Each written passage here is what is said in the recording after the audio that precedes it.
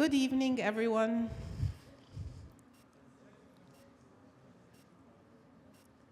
So thank you, everyone, for joining us for this last panel. It's always difficult, the last panel, but it's definitely a very interesting panel because we have a very interesting topic to discuss around the role of research in informing policy, most specifically in this session around renewable energy and its role in growth and its intersection with other sectors.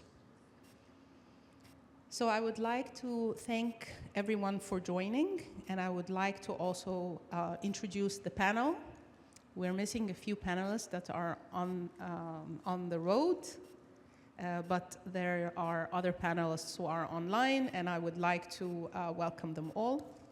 So here with me on stage, we have Dr.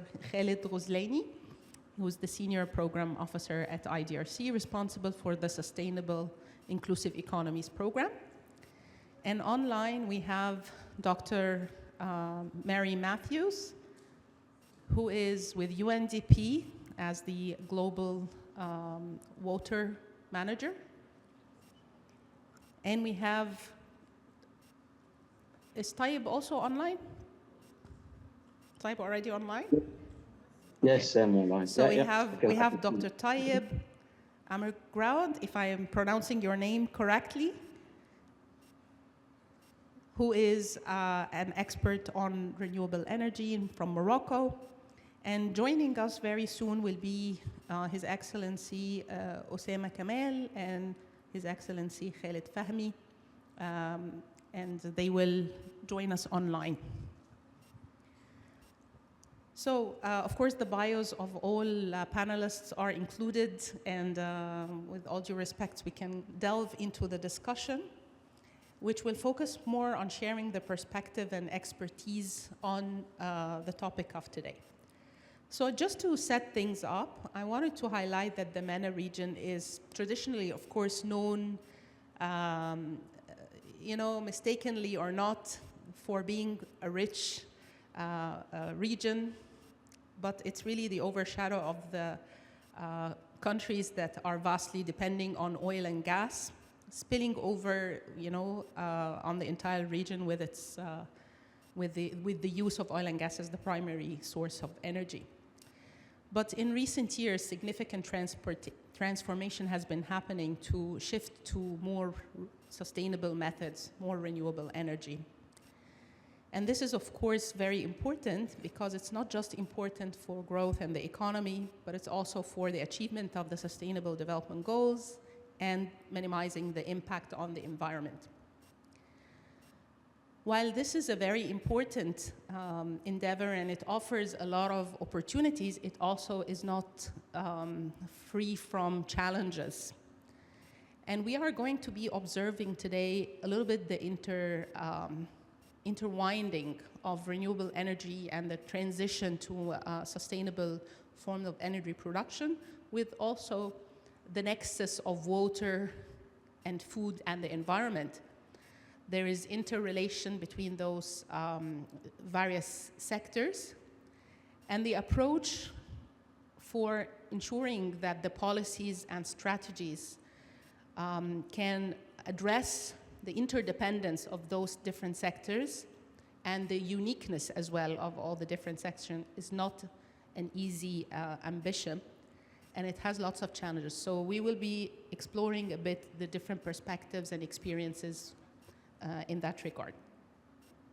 So to set the stage for the discussion, we will hear a short presentation that presents two examples of research for development projects that have been supported by IDRC. One with a most focus on Morocco, and the other one with an example also in Egypt, but both are regional projects that cover at least 4 countries. So the discussion will be presented, the presentation will be presented by Dr. Khalid Ghozlani, and he will have about 13 to 14 minutes to present that. Then we will start engaging in a dynamic discussion with the panelists that will be very tightly managed to allow for us to have some time at the end for questions and answers. So feel free to, if you're online, to post some of the questions in the chat, which will be collected by ERF colleagues and will be passed on to us. And also here in the audience, someone will assist for you to ask your question.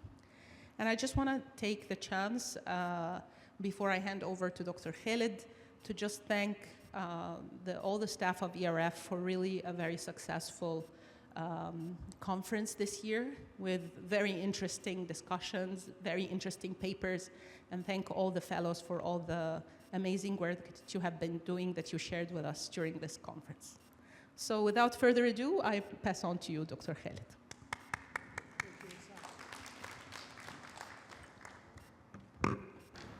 Thank you all for being here. Thank you for our guests online. I would like to take the opportunity to thank ERF for this excellent conference and also the researchers who were involved in performing these studies. So today's topic for our panel is the nexus of water, food, energy, and environment. And the MENA region is a critical region for this topic.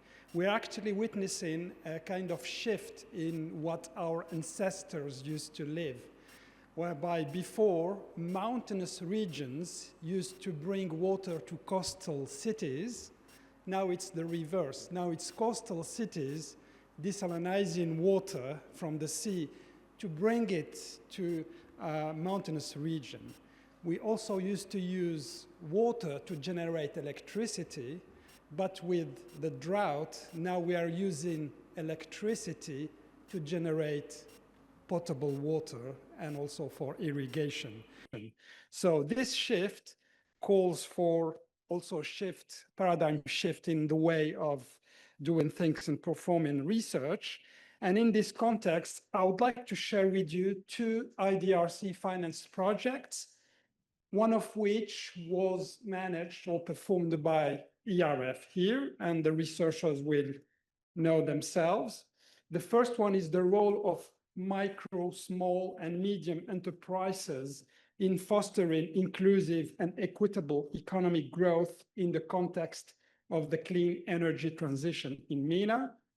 This is a $2 million project that dealt in 6 countries, from left to right, so Morocco, Tunisia, Egypt, Sudan, Jordan, and Lebanon. And the second one I would like to refer to is solar-powered desalination for irrigation.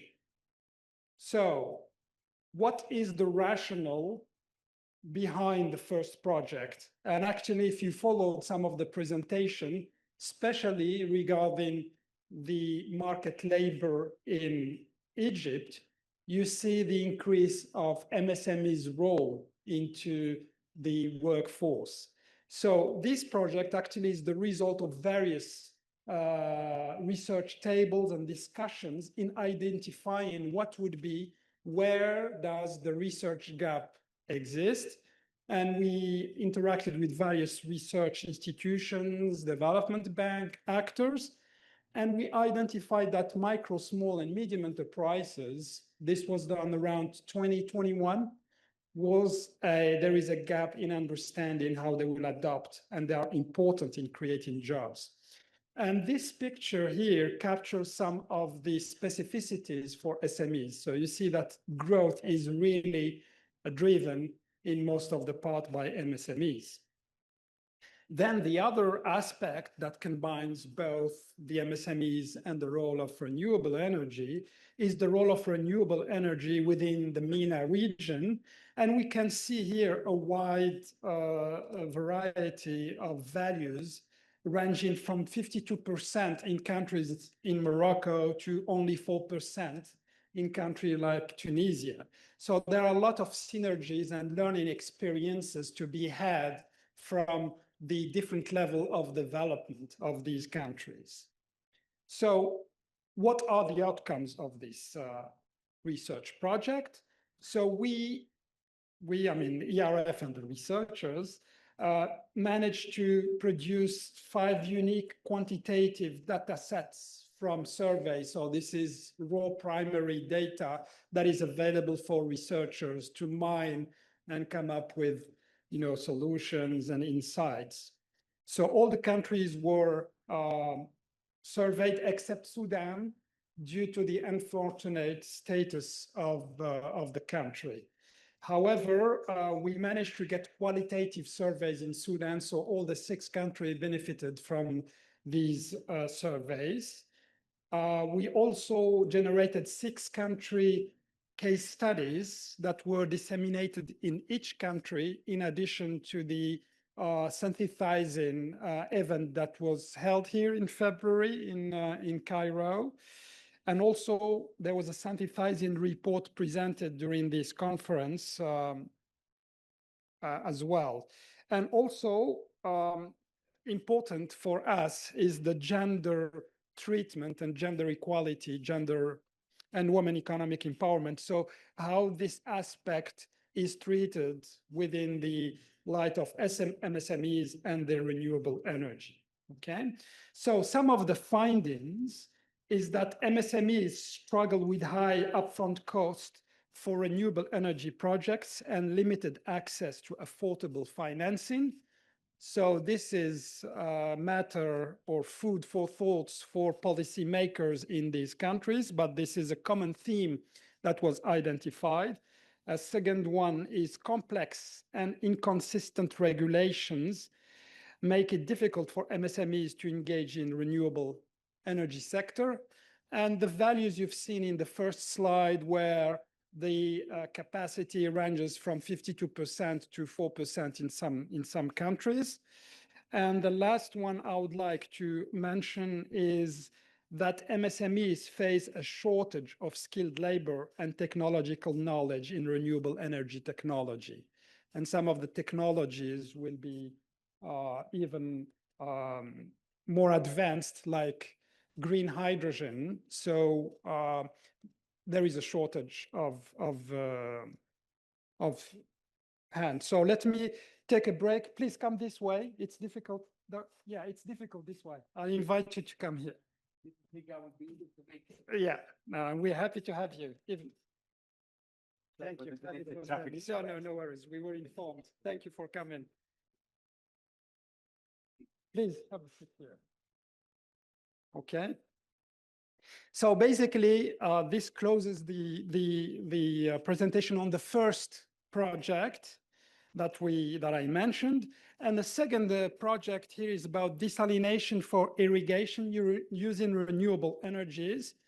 And we know, without water, there is no food and the environment is affected. And one of the most cost-effective way actually to desalinating water, seawater, is using renewable energy, okay?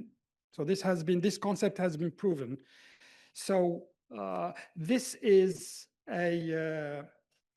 so far for the moment is an exploratory project with UNDP, and we are looking on how to scale up this project. So the scene setter.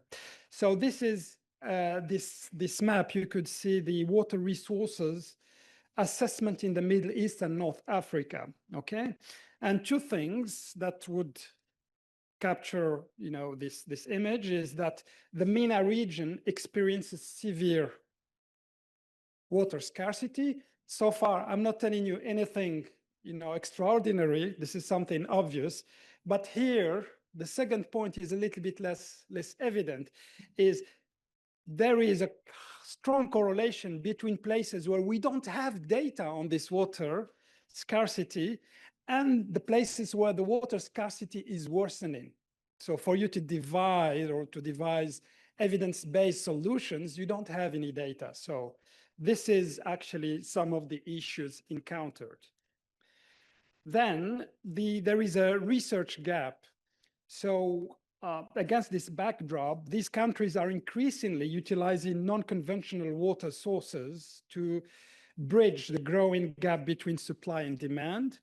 And actually, I was just last week in a conference on renewable energy and hydric sovereignty. That was the title, sovereignty. And whenever there is drought, what happens? The authorities, they allocate water that was normally reserved for agriculture. They just take it for drinkable purposes. So the first victim of drought is actually agriculture, because you, at some point, if you're managing a country, you need still to give water to the population as a first, there is a rank. So this is something that we noticed. The second thing is both seawater and the groundwater, brackish groundwater, emerge as a vital component of water strategies, as I just mentioned. And finally, desalination strategies and policies in countries like Egypt, Jordan, Morocco, and Tunisia, they emphasize centralized, large-scale desalination, and they recognize its advantages, but also they would like to have some regulatory oversight, some good combination between private and public enterprises. So the cost of desalination, the energy cost is important. So how to reduce this cost and where to bring the renewable energy from, because they are not necessarily next to the sea, to the coastal places where you have your plant, for example. So at the same time, you would like to think possibly about small-scale desalination projects, just like you would think about small-scale renewable energy farms, depending on the customers and the needs. But all in all, the point that I would like to convey is that there is little knowledge about all these aspects, precisely the renewable energy usage, the cost, scalability, and monitoring, especially the environmental and regulatory network. So since all these countries are affected by the same phenomena, they are facing the same challenges, there is a lot, or there are many synergies and many leverage points that can be learned from, and avoid making the same mistakes from other places. So the proposed action plans, given what we've said and captured, so IDRC, the UNDP and AWARE, we will be calling for a workshop targeting the donor community, and we'll be also the purpose of this workshop, of course, is to share ideas and to create a consortium of partners to support renewable energy power desalination for irrigation in North Africa and Jordan. And one area of potential collaboration emerging from a consultation commissioned by IDRC is the co-funding of a research and development initiative aiming at enhancing food security and climate resilience in North Africa and Jordan. And that is the end of this quick tableau regarding this important subject. Thank you.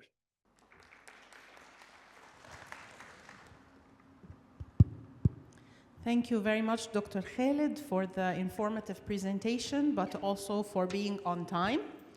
And I would like to welcome Your Excellency for joining us on stage. We were getting a little lonely here, so it's good that you joined us. And also Your Excellency Osama Kamel, who has joined us as well online. So now we have the full formation of the panel, and we can start the discussion. If I may direct my first question to you, based on the two case studies that we just heard about, and particularly in the beginning of this conference, at the very beginning, we were talking about the link between research and policy making. And from a perspective of a policymaker, I would like to hear your views about how can research findings be better translated so that they are informative and can be used by policymakers.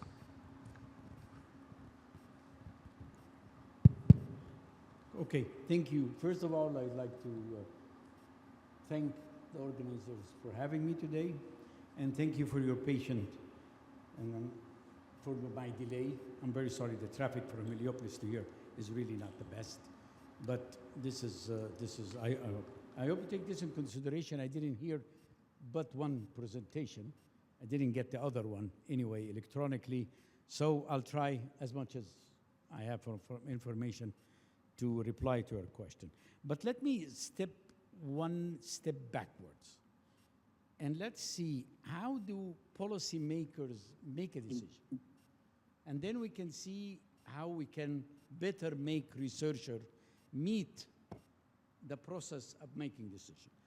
Policies are or should be economic visible, it should be politically accepted, it should be socially implementable, and it should be environmental sustainable.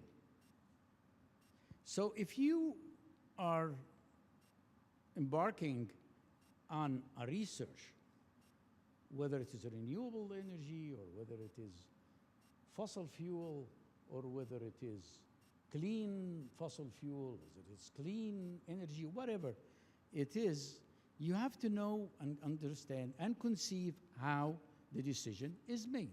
So you can tailor your presentation for a research and justification for research in a way that you can get the approval. So, I mean, it's not that we do research in isolation. We used to do that in academies and universities, research for research. The time is over, guys. So research now is mainly being financed by corporates, by private sector, guys, and sometimes by countries. But this is declining, especially in our MENA area, and it's expected to decline more, guys, because of the geopolitical economic situation that we are living in, the whole world is living in, and in particularly the MENA area. So, I mean, it's not a process in isolation.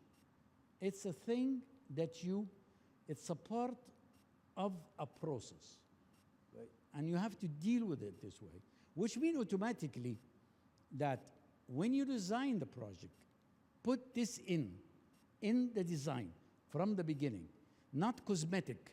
So you build it in the process. You don't put it at the end of the line. Not have the research and then worry, how can I sell it? It's better that you try from the beginning to take this in consideration, contact the policy, test the idea, and then go and do research. In some cases, guys, you might want to do the research because there is a possibility, there is a potentiality that's not there at the moment, and you would like to invest in it and have the results until the time comes, like the electric car. The electric car, the investment were made back 40, 50 years ago, and mainly by auto companies, yeah. So they knew that this is coming and they were planning for it. And then when the time comes, then if you can afford it.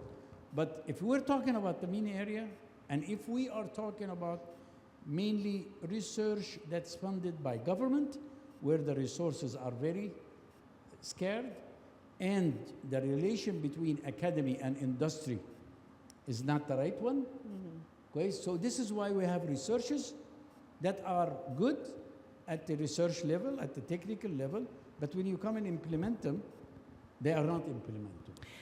Yeah, and I think that you're also raising the important issue of like the demand, raising the demand for the research. Who actually, how is the research agenda set and for what purpose and to what end? And we will look at the other aspect. I will come to Khaled in a few minutes. But before I do that, I would like to maybe get the perspective of Engineer Osama also on the same topic, with sometimes even if you have a particular area that you need to make a policy about, and we heard how it has to be economically viable, politically acceptable, socially, and with environmental impact. Do you find that sometimes the research findings can actually be available to you, but that you have other challenges for using that evidence to inform the decision makers, just to understand the kinds of pressure that is also sometimes not clear to the public? The culture. The culture is something is hard management. So we're used to use, for example, the liquid fuels. Despite of having alternatives like gas and electricity in cars, the culture in Egypt is no, we have to rely on the liquid fuel. The same in power generation. They are used to use either gas or fuel oil, despite of having alternatives like the windmills or the solar cells. No, they still resist because of culture. We're used to do this. And culture change is one of the hardest aspects because the man, normally we hate what we don't know. So culture is one of the hidden parameters in the agenda that need to be treated separately and delicately as well. Thank you for that. Maybe Khaled, just to direct the question to you now, and to ask, when you are working with researchers and academic institutions, when you're designing a new call for, for proposal, do you already have discussions or negotiations with those academic institutions for the expected, results to shape policies or to shape programs? Is that already at the start, kind of in the design of the projects? And if you can give us an example. Yeah, thank you, Wessam. This is actually a very, very good question. When we are in the process of selecting a project, we usually segment the outcome or the project into two parts. Either it is a demand or a supply. So usually when we go in conferences like these, one of the questions we always ask researchers is, what are you working on? What gap do you see in the research, trying to capture these little gaps in research and try to address them? Then we select them. Is there a demand? Do you know who will be the end user for the research gap that you have identified? Some are identified, others are not identified. So depending on which case we are dealing with, we have a different strategy.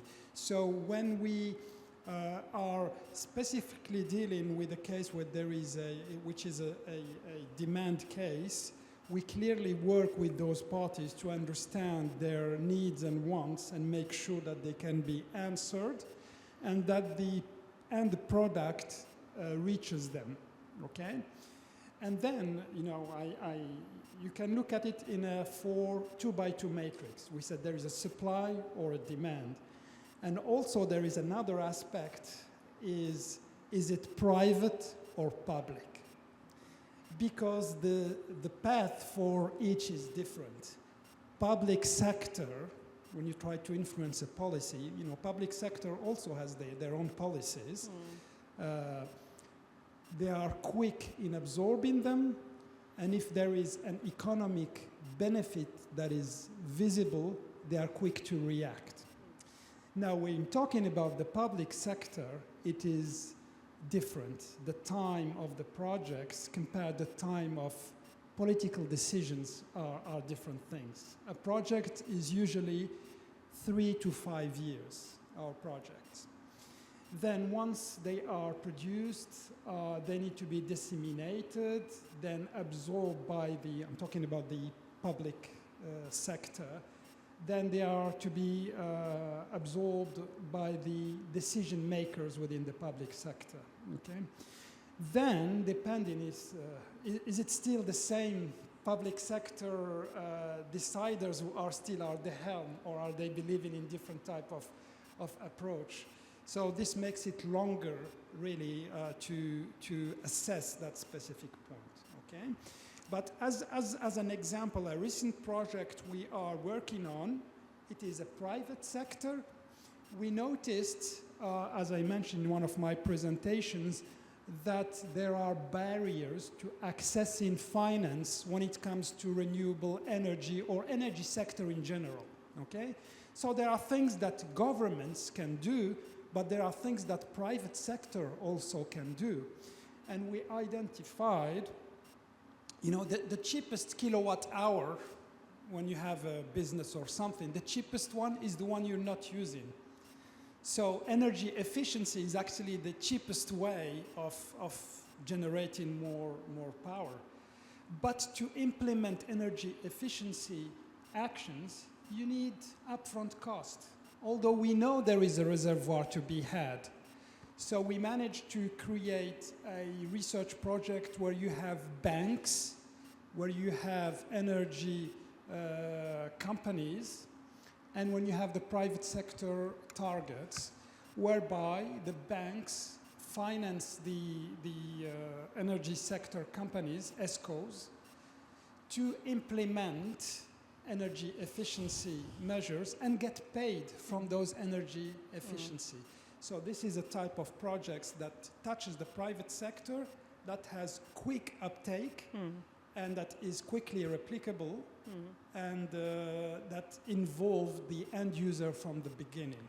And you're also raising the, I think, very important discussion on bringing on board different kind of stakeholders that can complement with different roles, you know, so that, you know, there is, yes, research takes time for the results to come out, and, you know, maybe the players will change by the end, but if there is integrity of different stakeholders in the process, then likelihood of it being adopted is higher. Maybe I direct the question now to Engineer Tayeb and ask you, from the perspective of a private sector actor, and particularly since we saw in the result of the first research on SMEs and the role that they play in the energy transition, what do you think, from your experience, governments in this region can do to collaborate more effectively with the private sector and research institutions in order to drive, you know, initiatives that are, you know, within the renewable energy sector? Yeah, to answer your question, from Morocco's experience, SMEs play an important role in the economy, and they will be playing, I guess, an important role in sectors like solar PV, electric mobility, solar pumping, energy storage, i.e. in the energy transition. These are areas where decentralized, distributed, participatory solutions are important and make sense, a lot of sense. And SMEs, with their local knowledge, with their size, I think can deploy innovations and provide much value for money in terms of economic and social impacts than large-scale projects. Yet, governments, including ours, often default to prioritizing large-scale infrastructures. For instance, in Morocco, when we talk wind farms or solar projects, usually we're talking like big size projects, at least 70, 100 megawatts for wind farms, and something equivalent to when we sort of invoke solar projects. The reasons are might be understandable. These projects are easier to communicate politically. They attract bulk financing from DeFis, for instance, and their impacts are highly visible. So we can very easily assess if we've achieved something or not. Whereas for projects deployed by SMEs, I mean small, I mean a large set of small projects, it's a different story. What's happening in countries like Morocco, just also legacy players, legacy utilities, which tend to put in place very complex regulatory hurdles. So, for instance, permitting for rooftop solar in Morocco is quite complicated. We have very little rooftop solar, which is a little bit strange. Desalination projects face delays because large centralized projects are favored, despite evidence that distributed systems improve water resilience. So Tayeb, you're giving us a lot of the kind of challenges that SMEs are facing. Can I urge you to maybe just in 1 or 2 minutes to give us a couple of recommendations for government to make it kind of like easier to collaborate with SMEs? Yeah, they can act basically on 2 or 3 levers. There's policy, obviously. We need to create enabling environments, create SME-friendly regulations. If I mentioned this hurdles, we need to make it possible to fast track permits for small projects, and that's mainly a regulatory issue. So there's a big work to be done there. We need to promote financial innovation, access to funding, as mentioned by Khalid, is usually complicated for SMEs. So, for instance, we can put in place de-risking tools to provide access to blended finance for these SMEs, and obviously use the research-driven solutions to use this. Typically, the studies, IDRC finances and think tanks to sort of prove that SMEs socioeconomic multiplier effects in terms of jobs creation. It can justify a much more involvement of the government in promoting SMEs. Fantastic. Thank you so much. I'll shift now to Dr. Mary and maybe ask you, now to speak a little bit about the other example of desalination as one of the solutions to provide unconventional, source for water, fresh water for irrigation. Can you maybe tell us a little bit from your experience the prospect of this kind of innovation now, and what are some of the best practices and solutions from around the world that you can share with us, and how are they fitted for this region? It's kind of a loaded question here. It's quite a full question, and thank you so much for having me and for having UNDP at this event, and thanks also to my fellow panelists. Wessam, you don't ask a simple question there, but the nice thing is I don't think any of us are expecting simple answers to this.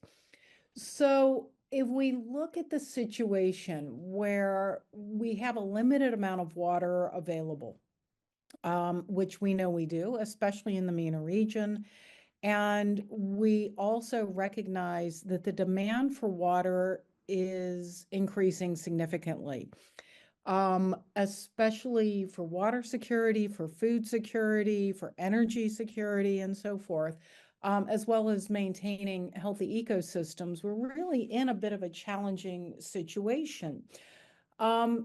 We've been really very, very happy to be working with IDRC and with the governments of Egypt, Morocco, Tunisia, and Jordan to look at how can we address this? How can we look at desalination for agricultural use? We know that desalination is used very, very widely for drinking water availability. We need only look to the Gulf states, to Singapore, which is a great model for that. But for agriculture, there's some interesting challenges and some interesting opportunities.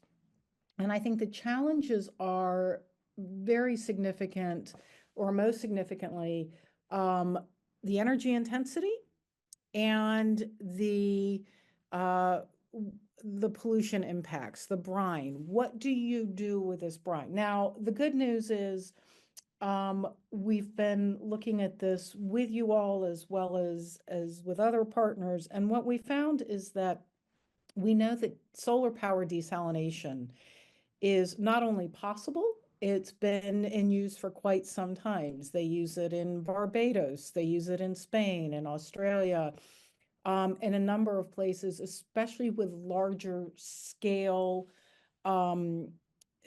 farmers that have the access to the technology. But you can use solar power, you can use wind power when it's available and reliable, you can use potentially green hydrogen when that becomes more available. So the energy intensity is one aspect, but the other aspect is the brine. And what do you do with the brine? About 15 years ago, I was working in the Gulf and was told by experts that the waters of the Gulf were going to be too saline to desalinate in 10 years. Now, fortunately, that hasn't quite happened, but when you've got that hypersalinity, you've got some serious problems. With UNDP, with our country offices in Saudi Arabia and others, we're looking at innovations in brine mining and zero liquid discharge as well. And what that's doing is capturing the minerals that are in the brine that can then be used for other processes, the salts, the magnesiums, various, depending on where they're pulling from. So that's a possibility. We just need to continue to use that and upscale it. Now, in both cases, you have a problem that making it, you've got to make it environmentally friendly and you've got to make it accessible. Now, this is where there's kind of a good news. You asked for some best practices. In Spain, they're doing desalinized water for agricultural use in line with the European Water Framework Directive, which is considered one of the most environmentally friendly water policies in the world. And they're doing that well. They're managing their brine disposal very well with deep offshore brine disposal. They're using solar power. So that's really good. And other potentially good news, as I was saying, challenge and opportunities. When you desalinize water for drinking water, it needs to be fairly pure, about 200 parts per million.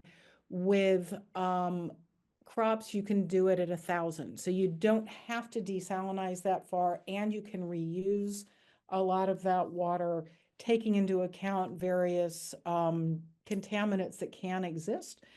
But the good news is that's possible. Within UNDP, with the AWARE initiative under the Ministry of Water and Irrigation, that's now a regional initiative, we're looking at how do we scale this up? How do we make this work? But not scaling it up for big companies. That doesn't help the small scale local farmers. And as His Excellencies, plural, have said, we've got to make this work for everybody. And so looking at how to do this in a piloted small scale with SMEs to really do this so that we're creating the resources, the freshwater resources necessary for agriculture to have that food security, to have that water security, and honestly, to have the energy security. So there's some potential, and we're very excited about it. So particularly, thank you very much for that, but particularly when we're looking at the complexities of, wanting to impact water, food security, energy, in the environment, it becomes a bit, there needs to be a lot of coordination with different policymakers, but also different players in the sector. So maybe I'll ask Your Excellency, Engineer Osama, to respond to that and to tell us some of the incentives that from a government perspective, it can be implemented to promote, this kind of cross-sectoral collaboration to adopt renewable energy technology. Can I ask Your Excellency to respond to that? Well, as a substitute, I will. I was gonna get the question from your perspective after. So, I mean, let's put it in another way. Yani, I'll answer the question, but our goal is to enhance the MSCs. Okay. And sometimes you have to rethink MSC doesn't have to do all the service. In some areas, I can make a centralized desalination and distribute, or a smaller ones, and it all depends on the economic of scale and the economics of the things and the technical things. So, I mean, we don't have to always think, because you have to diversify from country to country according to region, and even within country according to the different regions. Because, very simple, you want to use environmental resources, you want to use the sun, you want to use the air, and this is different from one ecosystem to another.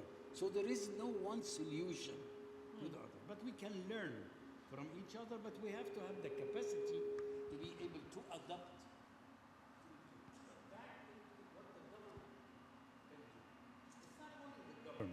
The government can do one big thing, because all of the green renewable energy requires land. And land is mostly in our countries owned by the government. So there has to be land giving. So a preferable price, either for long use or as a property. This is one issue where the government is lacking. And they tend to deal with MSCs as if they were big corporates. They have to take in consideration, when I am assessing this as a government employee, I don't look the revenue that I will lose, but I will save the costs that I will spend for creating jobs for these. But the calculation is not this way, because the Ministry of Electricity is doing the project, but the Ministry of Finance is thinking from the other ministry, so is there really coordination between the government? We do not have the proper policy. And we have to understand, if we are moving into renewable energy, we are changing the system. It's not about a partial thing for renewable. You're changing the whole system. Sustainability and moving energy transition, moving to green, requires that we change. It's not the climate change, it's that we have to change so that we be able to address climate change. Okay, let's go into what they can do. Guys, there is the net metering. We have to move into this. Guys, there is the land. There is the permitting. The permitting in some countries is the major obstacle.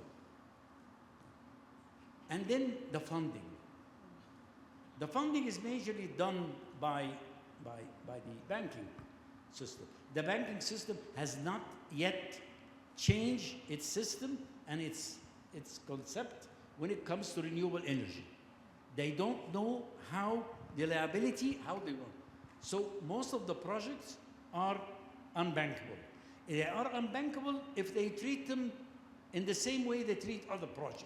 But they are bankable if they use another techniques where there is the liability, and the government can come in and step in and take the difference in the liability between a normal funding and a non-profit. So there is a lot to do, but we have to have a cohesive policy with roles to do, and a target. We don't have a target. What's the target? It's not the target I produce that much, but I want to produce it sustainably. What's the result? What's the impact? Put in the result the job creation. Yeah. Give the land based on the amount of jobs that you will create. Put these things, these instruments, use them really in implementation. This is unfortunately not happening. For MSC as general, Anim, I'm using the experts are in Egypt and the practices in Egypt. We have done a lot. Investment, new investment. We have done a new project for MSC, but it's not working. Yeah. The new law gives the right to the agency to give funding to the project. They don't want to do it. So things are in place, changes are there, but there is no move into implementation. Yeah. Thank you. Thank you very much for that. I want to maybe, I know that the time is running and this is a really interesting discussion, but I want to maybe get a Twitter size kind of final recommendation from each of the panelists on how to ensure kind of a better communication between researchers and policymakers. Maybe Twitter size, if I can go with everybody so that maybe we can have 1 or 2 questions from the audience, that will be good. So I'll start with you, Khaled. Twitter size. In a Twitter size is to start early discussions with stakeholders, particularly government stakeholders. Engineer Osama, you're back online, so what's your Twitter size wisdom to researchers? Sharing the targets. Sharing the targets is something. I lost the signal for about 10 minutes, unfortunately, but I followed what His Excellency Mr. Fahmy just said, fully supported what he said, because each government has only 2 instruments to deal with for incentivizing investment, the land and the stamp. The stamp here, we mean the permits, the licenses, and all this stuff. So sharing the target is my tweet for as a conclusion for this. Thank you very much. Mr. Tayeb? Yeah, I would say governments must move beyond megawatts and invest in ecosystems where SMEs and research thrive. Thank you. And Mary? Yeah, I'm going to go for a little longer tweet, but essentially appreciate everything everyone said, especially for researchers. Researchers need to listen to those who they're meeting with from all different sectors and help policymakers to build consensus and share those voices so that everyone's included, and to really work together to build consensus, compromise, and understanding. Thank you, Mary. Your Excellency, a Twitter size message? To the researcher? To whoever you like. Okay, to the researcher, let's start with the researcher. Yeah, your mic. Yeah. To the researchers, include a part of their research on the enabling environment. It must become one of your things. That doesn't mean that your research, you don't do the research because there is no enabling at the time. But potentially we know and can expect what the obstacles, so maybe later, even because sometimes, there is a lot of inventors that we knew the benefit of their invention 100 years after they did it. So it's a common thing, but the researcher has to take this in consideration. For government, show some political will, real political will, and go to implementation. For governments, for banks, business is changing, and you've got to change. It's changing worldwide. It's going to take a while until we get rid of Mr. Trump, and we're back on course again. But this is happening, and you better start thinking in another way. Thank you. Thank you. Do we have time for a couple of questions? Okay, great. So do we have questions in the audience or online?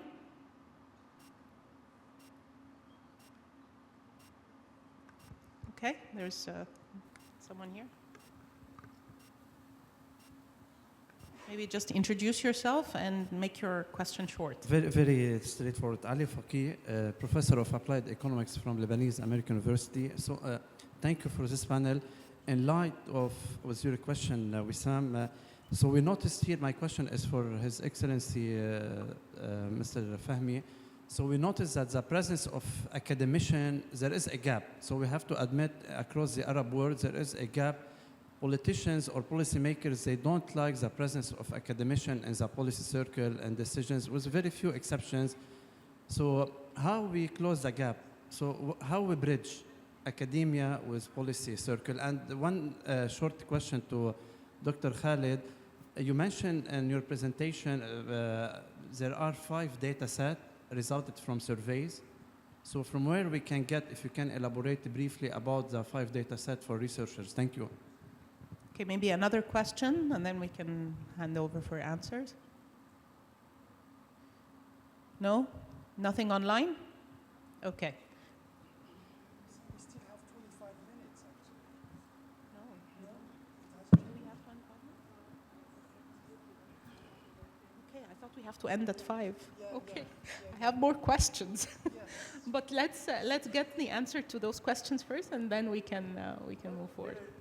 There is a very short, direct answer. Make the academician politician. Make them out of them ministers. But the problem is that doesn't work because we were using technocrat governments for a long time. It's not really politician against academician, but the problem is that academicians do not provide you with an implementable recommendation. In particularly that a politician, guys, the political cycle, whether you are in parliament or whether you are in office, is not more than 5 years. The research itself takes 3 to 5 years, and then until we come, then you have a new minister or you have a new parliament, guys, and then we start again. But the problem is that we meet with the researchers come with a good research, but it's not implementable. There is no economic visibility, guys. It did not assess what's the cons and pros in implementing. It did not go in the field and tell me whether the local will accept, community will accept this or not. It did not come and tell me, we need you to do that. Guys, so really what we get in another, and on the other side, guys, people are, when they take office, they are concentrating on the very, very short issues. Because you are coming and you're really sometimes working as a firefighter. The problem is fires in developing country never stops. It's always you have another fire. Look at the مثلا from after the revolution in Egypt until now. There was always international pressures and international caused by mainly international affairs, because this is politics. So really, I mean, that's how the kitchen work. But that doesn't mean that we don't listen. But we would like them to see first what we need. What is my real priority? What do I need tomorrow? I like to make a decision that's based on scientific ground, but politically, as I said, politically I accept it and I can fund it. Okay? So I mean, I'm not blaming the academic, I'm not blaming the minister. I'm just making a picture of really what happened. So I mean, I didn't answer your question. I know I didn't answer your question, and this is why I'm a politician. Okay, Khalid, maybe you want to answer your part of a question, and then I have other questions. Mine will be less ambiguous, my answer. Just look at the website of ERF, and all the data, normally, actually it's a good point I would like to elaborate. Our policy is to make the results of our research available to all researchers. Yeah, this is our policy. We're not the IP owners. It's on the public arena for all of you to use. And for this particular project, it is on ERF website, and you should be able to access it. And I think Yasmin from ERF should be able to direct you on where to find it. Okay?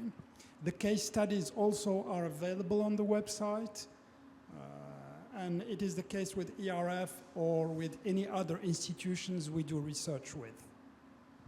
Can I add one thing? You can, you may. It's just a general strategic comment. Usually, when we address the water scarcity, we are concentrating on the supply side. And we take the demand as given. We do not think of ways how to work with demand and work with supply. You look at the strategies of some of the MENA countries, Egypt is one of them, is concentrating on demand, whereby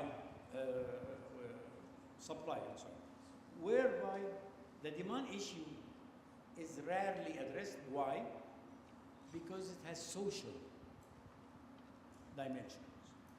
But that doesn't mean we don't address it. It means that we do it long term. Just like we are raising now the subsidy for energy. We've been fighting this, when I was still a teacher assistant, we were talking about subsidies. So it took us, I don't know, for 30 years and something. I've been in the business, really 40 something, but I don't want to exaggerate. But 35, and we're still talking about the same issue. Because there is no political will. There is no participation in getting people to know why a decision is being taken and what mitigation measures will be made and how we will distribute this evenly between different sectors of society. There is no outreach. And there is no outreach on the researchers as well. And there is no outreach on the government. So we have to work on that. Thank you. I think you have emphasized this point very well, the need for better communication, better translation, I think we're speaking different languages. Researchers are speaking a different language than policymakers, and there is a gap in translating this language to actually create results. But since we have a little bit more time, I will go to Mary in 1 second. I just want to address one particular point, and I would like Tayeb to respond to it first, because it came as one of the findings in the first study around the high cost of the investment upfront cost for renewable energy project. And I would like to bring here your perspective, Tayeb, about the private sector role in supporting kind of investment with regards to upfront, cost of renewable energy. What's your take on that? When you talk about the upfront cost, overall or relatively, it's not an issue. It's an issue when we're talking about the investor. Usually renewables require a capex, and the opex is near to zero. So you will need to be sort of able to deploy that capex upfront. And the issue is with the banking and with the financing, not really that it's high. The financing system in our countries, as I mentioned, is not really yet up to date with this innovation, where you have investments where the OPEX is near to nothing, and you risk everything sort of upfront. So in my view, it's the financial system, the banking system, that will need to sort of support SMEs to be more sort of upcoming and more active in the renewable energy world. For instance, in Morocco, renewables are the cheapest energy source. Solar PV, solar pumping are deployed in a sort of massive quantities, But usually the sort of population, I mean farmers, small farmers, they don't have the means to fund the initial investments, and they don't have the resources to provide the required guarantees to the banks. SMEs are interested in supporting them, but the missing link again is the banking system, and that's where the governments need to bring support, as I mentioned, by providing de-risking capital solutions, some policy-driven solutions. For instance, we provide subsidies to LPG, liquid petroleum gas in Morocco, almost $2 billion per year. We can direct those subsidies toward SME renewable grants or low interest loans. So yeah, I mean, the issue is the funding, financing of these initiatives. Thank you, Tayeb. Mary, I would like you to come in on the issue that was raised about the focus on the supply side of the water scarcity. How do you respond to the issue of the water management in many of the countries in the developing world? How do you respond on the need to look at both sides of the coin? Yeah, I'm happy to do that. And it kind of actually picks up on the earlier discussion as well. Back before I was doing everything I'm doing now, I was an academic and doing research, trying to figure out, how do we do this? How do we find out what people need? And I often will say, water flows downhill everywhere in the world. But how people deal with that varies from country to country and culture to culture. And this goes to the issues that were raised about the social aspects and the cultural understanding. And I think when it comes down to it, we really need to have more conversations around the supply and the demand management, because I think honestly, a lot of people who are not using water rationally or sustainably are doing so because they don't have a strong value of it. And it's not that they don't care about it. They often will say, well, God gave me this water, God provided this water to us, therefore we shouldn't have to consider the cost of it. But the reality is, especially both with non-conventional manufactured water, but also water that's outside of a river or up from underground, costs something to get there. And we really need to be thinking about that and speaking about that in a culturally appropriate way. You know, policymakers and researchers aren't the only smart people out there. Humans are hugely adaptable, and people are smart all over the world, and all across culture, regardless of how much money they make or how much education they've had.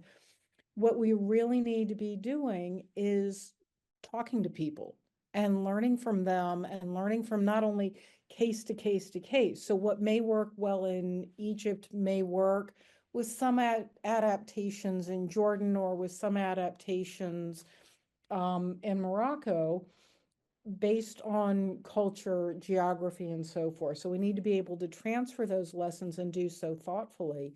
But we also really need to figure out how to help people help us to help them. And I don't know anybody who thinks that they're not a good person or that they're wasting a valuable resource, because we don't think of things that way. I think people really genuinely want to do the very best they can. Researchers, decision makers, NGOs, international organizations, everyone needs to start looking at, how can we help each other and learn from one another, rather than have a sectorally based, yes, we can and no, we can't attitude. We don't have time for that on this planet. We know that in the MENA region, how precious water is. Where I'm from in the south of the United States, we say we don't miss the water until the well runs dry. Globally speaking, the well's starting to run dry, and we need to work together to figure it out. Thank you so much, Mary. Particularly, we know that working in the government can be very challenging to be responsible for a particular portfolio or particular program. But since you were also handling environment, and it's kind of like impacted by a lot of sectors, how easy is it to coordinate across different sectors? Different government counterparts, but also different entities like private sector and politicians, the community. How do you manage this ecosystem? Environment management is about negotiation and reaching compromise, because every stakeholder has his legitimate interest. The problem is, how would you reach consensus, the best consensus with the least damage to the environment? So it's a really minimization operation, or otherwise maximizing the whole impact of the system.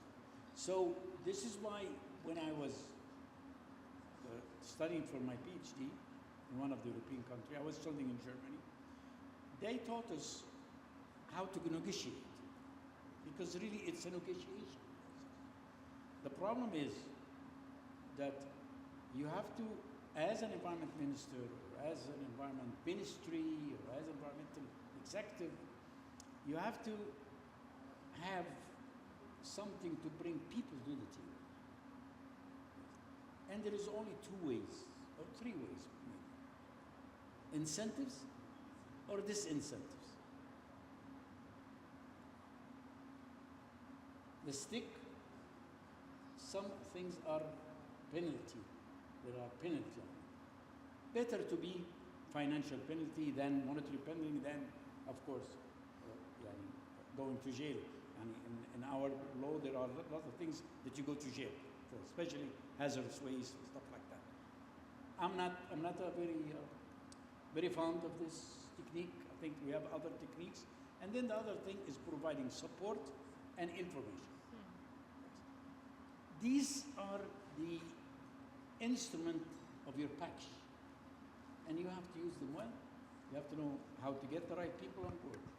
I went through I'm the environmental minister that have agreed to use coal in the cement industry. By the way, I want to remind you, so I get more questions, guys. Maybe I'll go offline, guys. So I'm the one that did this, guys. But all measurement of air did not change. They went down because we were able to tell it in a way and come to agreement with the company, with the NGO, with the health ministry, the NGOs, the human rights NGOs, we got them involved, and we got the environmental involved, and we got the gender involved. It was a long process. But until we reach regulations where everybody sees his interest in. When he sees the article, he says, yes, I'm the one that put this in. And it passed, it was implemented without any noise. And because we were able to convince other ministry and people that are opposed to the use of carbon, that there is no other solution. So what's the secret? How did you convince the different sectors? Studying well the practice. I mean, we studied, and this is where I read the research. This is what I read research, and made people research and do it for me. See what the European Union is doing. See what the cement industry is doing. I mean, when all of the world is using it, at that time, it was 90% of the cement production were used by coal, right? Whether in Germany, whether in Australia, whether whatever, you name it, the States. And I'm supposed to not use it. And the option was from the NGO, use the renewable energy. We have to clarify what I need is thermal energy. Renewable energy cannot, at that time, bring me and provide me thermal energy over 1,000. They didn't know the fact. So they're part of the research. We used to convince them that really we do not have an option. We did not have natural gas at that time. I'm glad you said at that time, because this panel was trying to promote renewable energy. This is why when we put the things, we put it to phase out.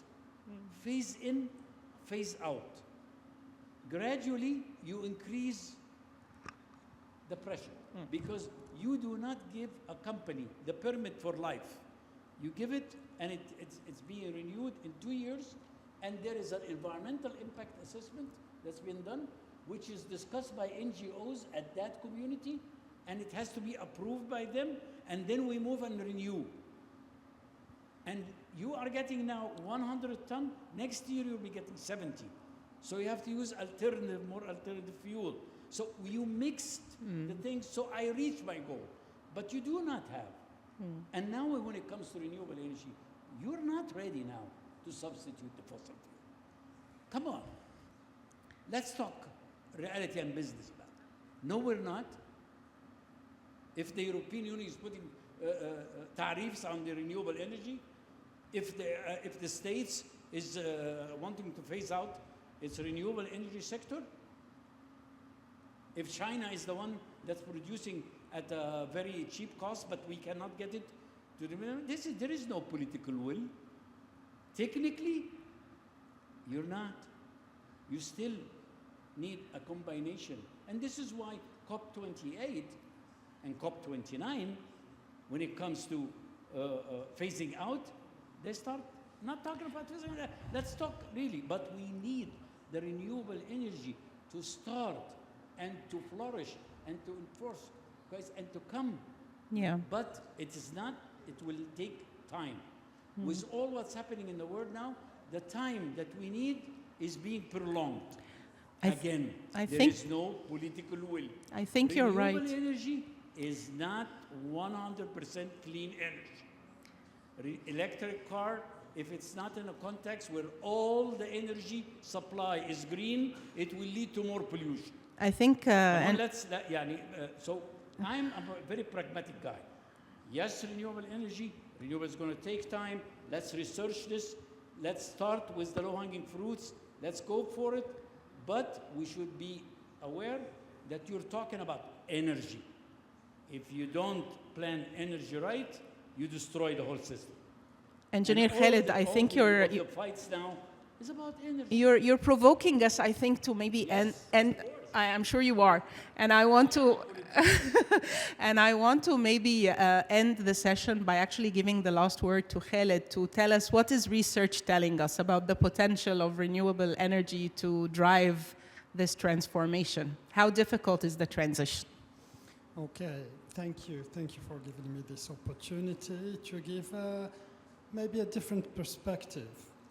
Renewable energies, I would say, their main drawback is their intermittence. Okay, so whenever you're looking at an energy system in a country, you need a base load and you would need production that could be intermittent, and you would need to manage your frequency and the load. So what we see is that development system into storage of energy are developing fast. Just like any new technology, their current cost is high, but development will be in a way that energy could be stored, be it with batteries, be it with green hydrogen, be it with other means, in a way that you don't need to use base systems that are fuel or hydrocarbon dependent. Currently, we can't do much. You need to use gas or other type of means to have your base load. The base load is what you use during the day, and energy comes intermittently. So there is research that goes into like any new shift in paradigm shift in our way of living or new technology, like when we went from coal trains to electricity and so on. more research is needed, but we are on the right path, and there is a political will that is a kind of not dependent variable, but allowing variable on how we do that, the speed.